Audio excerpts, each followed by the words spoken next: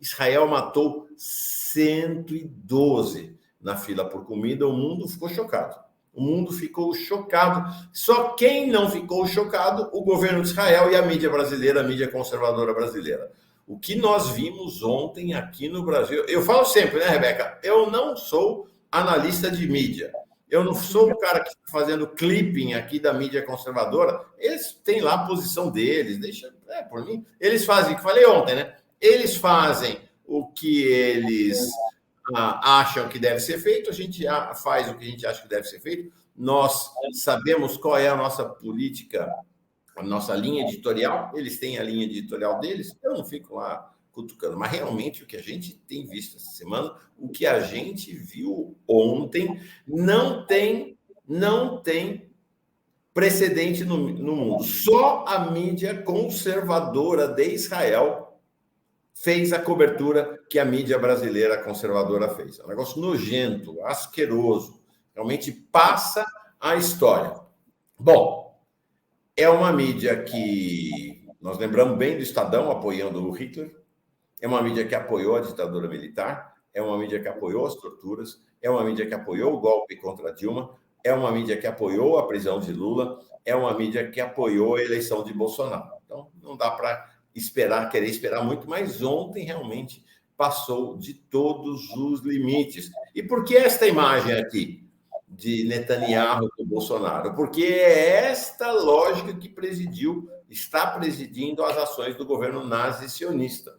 Se lá é um governo nazi-sionista, aqui é um movimento nazi-bolsonarista sionista no Brasil, né? Só eles, só a extrema-direita e os sionistas brasileiros estão alinhados com essa mídia conservadora em apoio ao genocídio de Israel. Eles apoiam o genocídio do povo palestino. Então, realmente, muito, muito impactante que a gente viu ontem é o nosso tema. Como eu disse, estas imagens não sairão da nossa memória, do nosso coração. Elas começaram a se espalhar na manhã de ontem, logo depois que acabou o Fórum do Café, ou ainda durante o Fórum do Café, começaram a se espalhar, né? E aí veio aquela versão mentirosa de Israel, de que as pessoas morreram porque elas foram para cima dos caminhões. Esses pontos de concentração são os caminhões de ajuda humanitária que levavam, porque levava farinha e, sobretudo, farinha e água. Por isso que está sendo conhecido como o massacre da farinha, ou o massacre da rua Al-Rashid. Essa rua é uma rua famosa em Gaza, na região oeste de Gaza, ali muito, muito bonita, era muito bonita, está completamente destruída. Conhecida também como o massacre da fila da comida. Então, esses pontos de concentração são as pessoas ao redor dos caminhões. Israel vendeu uma versão mentirosa que foi comprada pela mídia brasileira, conservadora brasileira, dizendo, não, as pessoas morreram, elas morreram porque elas ficaram correndo, foram pisoteadas e atacaram os caminhões, e os caminhões atropelaram. Dá para ver as imagens aí feitas pelo próprio drone do governo sionista, que não tem ninguém correndo. As pessoas estavam andando, estavam ao redor dos caminhões para buscar comida. Evidentemente que eles cortam, né? Eles vão cortar a imagem do ataque, né? Do ataque que vai acontecer logo depois disso. Vocês estão vendo lá, não tem ninguém correndo. As pessoas estão ao lado dos caminhões, tem gente em cima dos caminhões, normal, né? Normal. Rebeca, o que você acha que a pessoa vai fazer numa situação em que ela está faminta, não tem comida, não tem água? É aquele desespero. A gente vê isso nas favelas de São Paulo, quando cai um caminhão de comida perto de uma favela, e as pessoas vão lá loucamente, porque é isso, não tem. Exatamente isso. Um absurdo, Mauro, que a gente... essa cena, tudo isso que você traz para a gente, a Jussara Maria, ela viveu, né, outros fatos da história, ela conta para a gente. 84 anos, nasci no começo da Segunda Guerra, alguns anos na clandestinidade, na luta contra a ditadura de 64. Nunca imaginei tanto horror como essa covardia genocida dos soldados de Israel e Netanyahu. É isso. Muito. O que nós vimos ontem realmente é um negócio muito, muito impactante, muito chocante.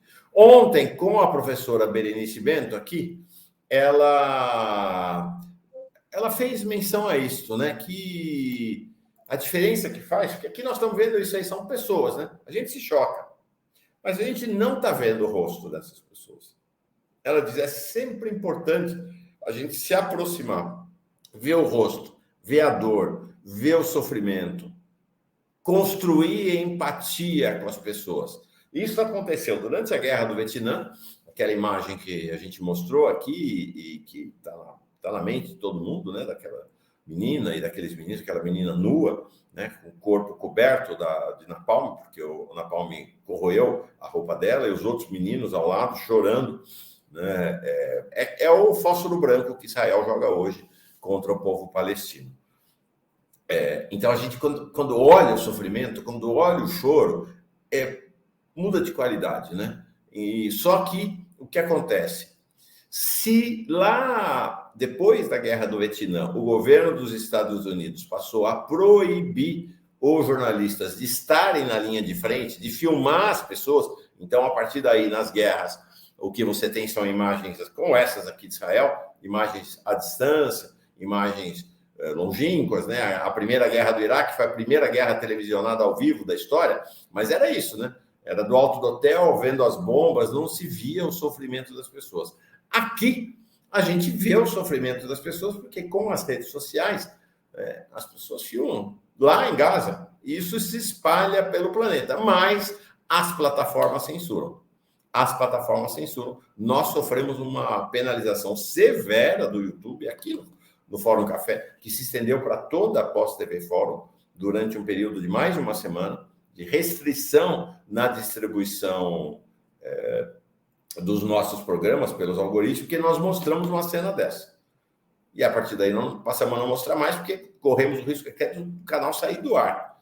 Então, essas cenas de aproximação, tem muitas cenas, filmagens das pessoas depois do ataque. Depois do ataque. Nós não podemos mostrar. Nós não podemos mostrar. Mas quando a gente vê esse homem com a mão na cabeça, chorando, a gente vê as pessoas ali assassinadas, é tudo muito, muito forte, tudo muito, muito relevante, tudo muito terrível. Menos para a mídia conservadora brasileira. Esta imagem também passa a história. Assim como outros títulos, né? Lá em 54, aquele título famoso do Globo, né? O 13º vai acabar com a economia do mundo. As manchetes, antes disso, do Estadão, apoiando o senhor Hitler, né? Nos anos 30. As manchetes deles todos em apoio à ditadura militar. Todas as manchetes em relação à derrubada de Dilma, à prisão de Lula, ao apoio ao Bolsonaro, tudo isso, tudo isso. Mas esta aqui da Globo News realmente passa a história também. Isso aqui é no Twitter deles. Confusão em distribuição de comida em Gaza deixa mais de 100 mortos. É de indignar, né, Rebeca? O título desse. Eles analisam completamente, como se fosse uma simples confusão na distribuição, sabe, Mauro? Estava todo mundo ali na fila, no dia de parque, e houve uma confusão na fila da distribuição, sabe? É muito impactante, muito impactante. Ontem à noite, no Jornal Nacional, nós não podemos mostrar aqui também, mas eu vou ler para vocês como foi a descrição feita pelo Jornal Nacional. Porque, assim, esse tweet aqui da Globo News, vocês estão vendo? 12h30. Já se sabia do massacre, porque o massacre foi de madrugada lá. Às 9 da manhã, quando a gente estava acabando aqui, já se sabia do massacre. Então, eles nem têm a desculpa de, não sabemos exatamente o que está acontecendo. Sabia, sim. O mundo já estava horrorizado. Mas, à noite, no Jornal Nacional, Rebeca, eu vou ler para vocês. Então, imaginem a locução do Jornal Nacional. É isto que foi apresentado. A multidão atacou caminhões com comida e muitos ali foram atropelados. Aí, tanques israelenses deram tiros para o alto, apenas em sinal de advertência. Mesmo assim, a multidão não se intimidou. Aí os soldados atiraram nos pés dos palestinos. Não adiantou. os palestinos insistiram em atacar os caminhões. Sentindo-se ameaçados, os soldados de Israel atiraram na multidão. Isso aqui passa a história, né? Isso aqui passa a história, como uma das versões mais criminosas que a gente já viu na mídia brasileira, talvez na mídia mundial. Sentindo-se ameaçados, os pobres, só faltou dizer isso, né? Os pobres soldados de Israel, então, atiraram na multidão, porque os soldados de Israel fizeram de tudo, né, para não atirar, né? Deram tiro para o alto, em advertência, atiraram nos pés, fizeram de tudo para não matar, não tiveram alternativa a não ser matar, porque, como eles dizem, a multidão não se intimidou, aquela multidão de selvagens palestinos. No passado foram selvagens negros, escravizados aqui no Brasil. Esses selvagens favelados, é disso que se trata, né? É disso que se trata. Chocante esse Jornal Nacional, né? Não é cretinice, não. Não é cretinice, não. Isso é a desumanidade completa. É a desumanidade completa. Me lembrou, Mauro, esse caso daquela ativista americana. Nós falamos dela aqui o ano passado ainda. O nome dela é Rachel, alguma coisa, eu vou pegar o nome dela aqui para lembrar. Ela manifestava, o exército chegou para destruir algumas casas ali naquele território, e ela se colocou na frente da escavadeira para não deixar que os soldados destruíssem a casa dos palestinos. E eles passaram com a escavadeira em cima dela, a menina morreu, a mulher morreu, e depois o Tribunal de Israel absolveu os culpados, dizendo que foi um acidente, que ela causou a morte porque ela não saiu da frente da escavadeira. Então, é esse tipo de gente. A Liane está dizendo aqui, né, várias vezes, que esse tipo de imagem que a gente está trazendo aqui agora acontece há muito tempo. Né, que agora que parece que as pessoas foram se revoltar, mas que ela tem acesso a essas informações há muito tempo. Então, assim como aconteceu ontem, aconteceu com a Rachel anos atrás. E foi em 2003 que aconteceu, a Rachel Currier, em 2003. Então, foram absolvidos dizendo que foi um simples acidente. Mataram a mulher que estava lá lutando, né, trabalhando. E aí, você sabe o que ela estava fazendo, né? Ela estava lá se colocando diante do trator para impedir a destruição de casas dos palestinos que são comumente destruídas pelo governo sionista de Israel. É realmente impressionante, é o que você falou, né? Os assassinos da Rachel Corrie foram inocentados lá pelos tribunais nazis sionistas de Israel. Estão vendo ali a cena, ela ali um pouco antes de ser morta por esse trator aí. Exatamente. Chocante, chocante. Pois bem, mas olha, gente, foi só no Brasil e em Israel. Só a mídia israelense e a mídia brasileira cobriram desta maneira. Mas ninguém no planeta fez essa cobertura. É uma coisa assim, impressionante, impressionante. Olha, o Clarim, desculpa, vamos mostrar primeiro aqui a cobertura da mídia brasileira. Nós já mostramos aqui, né, a Globo News. Importante dizer que lá na Globo News, o Guga Chakra fez um protesto enfático contra o massacre. Ele que veio numa posição super pró-Israel no começo, vem mudando de posição. Mas está aí, né? É isso aí. Até o Guga Chakra cedeu. Não, quem tem um mínimo de humanidade, eu fico chocado. Como é que essas nossas colegas jornalistas se dispõem a esse papel? Eu sei que é difícil. A pressão dos patrões é muito grande, mas tudo tem limite. Tudo tem limite na vida. Manchete do Globo. Dezenas morrem durante entrega de ajuda caótica em Gaza, em meio a disparos de Israel e atropelamento. Veja vídeo. Estadão. Imagens aéreas mostram caos na faixa de Gaza. Hamas acusa Israel. Veja, ninguém no planeta deu isso aqui. Não, é o Hamas que está dizendo. As pessoas estão vendo o massacre, mas dizem, não, é o Hamas que está dizendo. Hamas acusa Israel de matar palestinos em distribuição de comida em Gaza. Exército culpa confusão. Sempre os dois lados, né? Como se os dois lados isso resolvesse alguma coisa. A Folha tentou dar uma consertada. De manhã ela deu essa manchete. Hamas Então, sempre o Hamas, né? Sempre o Hamas. Quero até te falar uma coisa, sabe, Rebeca? Quanto mais o tempo passa, mais o Hamas vai ganhando meu respeito. Né? Mais eu vejo... Né? Mais eu vejo esses jovens do Hamas como lutadores pela liberdade, né? Mas eu fico pensando, será que lá na Alemanha nazista não era... A gente não iria apoiar uma ação como essa do Hamas? Será que lá no regime racista do apartheid a gente não iria apoiar uma ação como essa que o Hamas fez? Exatamente. É porque a força do lobby sionista é um absurdo. É um absurdo. O presidente Lula tem condenado reiteradamente o Hamas, apesar dos sionistas dizerem que não, mas ele tem condenado. Eu sei não. Eu estou com você nessa. Eu tenho feito esses paralelos também. Desde que nós começamos aqui a cobertura, desde outubro, eu precisei aprofundar, estudar um pouco mais a história para entender esses contextos. E, de fato, a conclusão que eu chego é a mesma que você, sabe? É aquela coisa que eu falei aqui. Não confunda a reação do oprimido com a ação do opressor. É isso aí.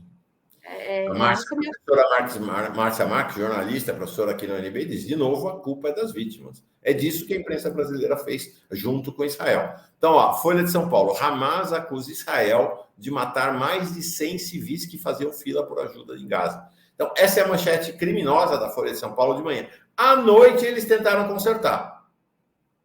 Né? Então, só à noite eles foram mudar a manchete. Israel, eles demoraram 12 horas para descobrir que Israel de fato tinha atirado, que não precisava dizer que era o Hamas que estava acusando. Então, à noite, a Folha colocou essa manchete. Israel atira em civis que faziam fila por ajuda em Gaza. Hamas, novamente o Hamas, fala em 112 mortos. Gente, até o Clarim. O Clarim é tipo assim, algo como o Estadão, ou a Folha, ou o Globo, lá da Argentina. Jornal que está entre a direita e a extrema-direita, opositor radical dos peronistas, é isso, é dessa turma. Até o Clarim, mais de 100 palestinos mortos em meio a uma operação para entregar ajuda humanitária em Gaza. Nem eles colocaram Hamas, nem eles.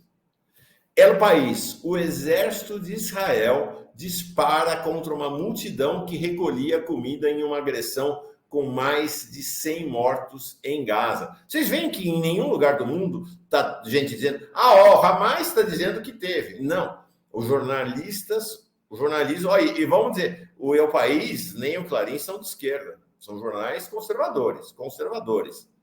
Nem nos Estados Unidos. Olha a manchete do New York Times. E isso de manhã. Então já se sabia de manhã o que tinha acontecido. Numa cena caótica em Gaza, muitos, eles ainda não tinham os números, são mortos e feridos quando Israel abriu fogo. Gente, o New York Times, dos Estados Unidos, do país que até hoje era o país com o maior lobby sionista do mundo, hoje é o Brasil.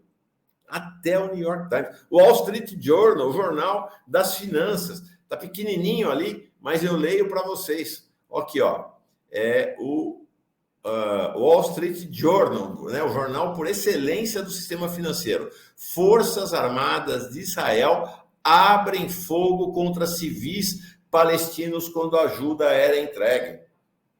Gente, não tem lugar nenhum do planeta o que a mídia brasileira fez. Não tem realmente em lugar nenhum do planeta. Olha isso aqui. Às 10h20 da manhã, a nota das Forças Armadas de Israel, das Forças Armadas nazi-sionistas de Israel, né, sobre o que tinha acontecido. Esta manhã, caminhões de ajuda humanitária entraram no norte de Gaza, os residentes cercaram os caminhões e saquearam os mantimentos entregues. Como resultado dos empurrões, pisoteios e atropelamentos dos caminhões, dezenas de habitantes de Gaza foram mortos. É revoltante. É o cinismo. Só que era o que os nazistas faziam durante o regime sob comando de Hitler na Alemanha. Essa distorção. Isso aqui não é nem fake news, né? Isso é mentira aberta. E aí, a imprensa conservadora brasileira deu voz a essa versão criminosa do Estado sionista de Israel. Chocante.